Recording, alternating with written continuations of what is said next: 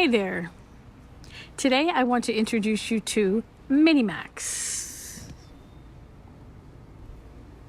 Yes, Minimax is my new walker. Well, not new, but new to me.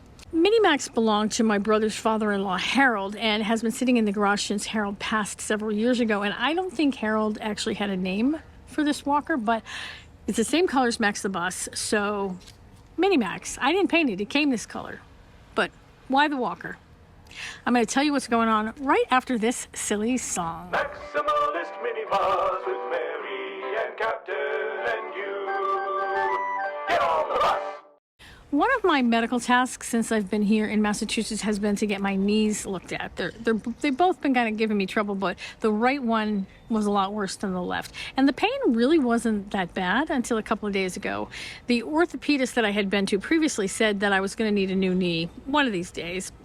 But, you know, because there's bone-on-bone arthritis. But since I wasn't in excruciating pain, I decided to get a cortisone shot right before I head back to the West Coast and then not worry about it for a while, worry about the knee replacement somewhere down the line. Because those shots, you know, I mean, sometimes they last for years. I figured I could hold out till the end of the trip for the shot, but my knee had other ideas, and all of a sudden the pain got crazy out of nowhere. I went to the ER on Sunday, hoping that they could do the cortisone shot there, but it's just not something they do. So instead, they put some ice on it, and they gave me a standard issue, you know, one of those silver fold-up walkers. I was hoping for crutches because they seem, I don't know, sort of a little sexier than a walker, but apparently I'm too old for crutches. I am at the age where falls are a real possibility. I've had a couple already. And yeah, when your knee gives out, there's not really a lot of warning. So the doctor wanted me to have something more stable. But I did swap it out for Minimax here because I don't have to be totally boring. This one is a lot cuter, and it has these big wheels that work on sand and gravel and rough roads. It's like the ATV of walkers. And that color. Max, Minimax. Oh, and I got fitted for hearing aids this week, too. I'm not even officially a senior yet. I turned 62 in October, but I got the walker and the hearing aids out of the way already. Knee replacement to follow, but that's not going to happen on this trip. Not right now.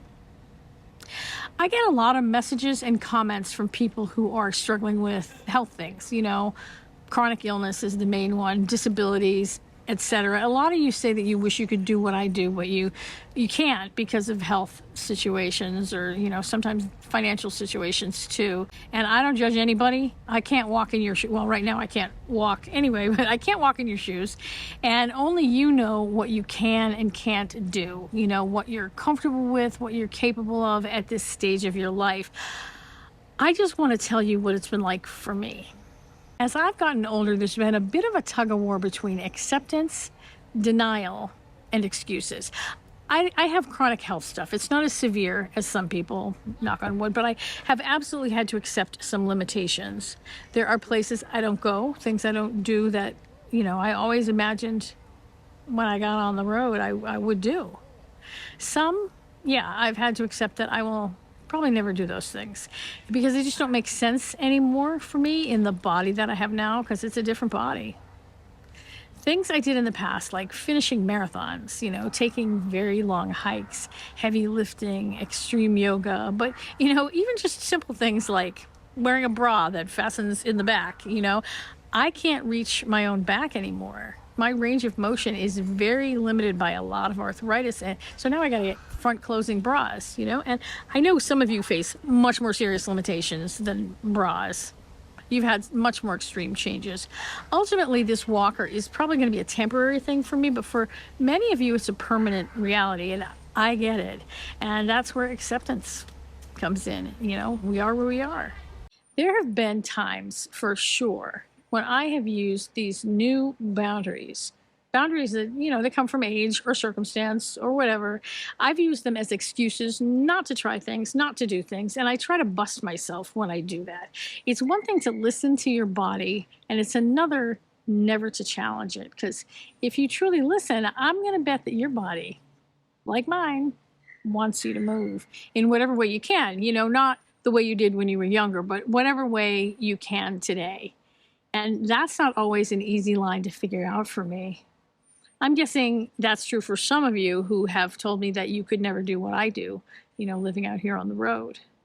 Sometimes I push myself too hard, and that's the denial part. You know, like today, I had the cortisone shot in my knee yesterday afternoon, and despite the doctor telling me that it takes 2 days to really take effect and suggesting that I take it easy for a couple of days, I woke up with my knee feeling great. So I decided that I could walk around the campground here without Minimax. I made it about 40 feet before my knee gave out, and there's no guarantee the shot will work. So Minimax is probably going to be with me for the foreseeable future. I mean, the shot is the solution, but it's not the full solution, right? So there's going to be days. Life with bad knees is definitely easier in my bus than it would be in sticks and bricks. It only takes me a couple of steps to get from the kitchen to the bed, for one thing. The aisle is the exact right width for me to support myself on both sides by pushing off the furniture. My bed in the bus is probably easier to get in and out of than my bed was the last time I lived in a house. I have handrails that easily get me up the 3 steps to the bus. I'm doing fine. Some of you face much more significant challenges, I know, and that it might mean forgoing your dream of nomad life, but you'd be surprised at the people I've met out here, people who have had to compromise mightily but are still really enjoying nomad life. All I'm really trying to say here is accepting your limitations, honoring where you are in life does not mean giving up your dreams, but it more likely means modifying them. You know, maybe you take a few small trips a year. Maybe you seek out a wheelchair van or shuttle.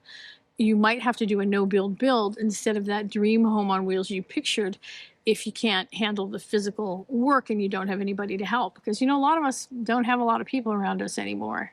Maybe if you do have people around you, you could travel with another person and pay their expenses in exchange for them doing things for you that you can't do.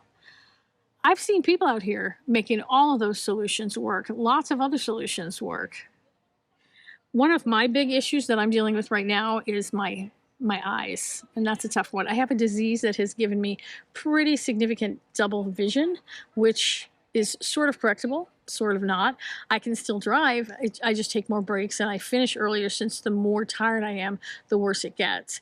But the day may come when I can't drive, and if it does, I'll probably find myself a little piece of land or a nice little community type park and just settle there with hopefully with other retired nomads. But that's not where I am today. I am just a little creaky at the moment and adapting to some new realities with the help of Minimax. My philosophy is my age is a badge of honor. It's not an excuse. I'm not always feeling it. I'm not going to lie. I am no shining example of positivity. Some days pain makes me cranky. Some days I'm depressed. Some days I'm just cranky because I feel like being cranky. I don't know. I think of my life at this point as a book with an unknown number of pages, and I have no idea how this book ends. So I'm just going to keep turning the pages, not too slowly, not too fast, or I should say listening to the chapters on audiobooks, because, you know, I can't really see well enough to really read at the moment.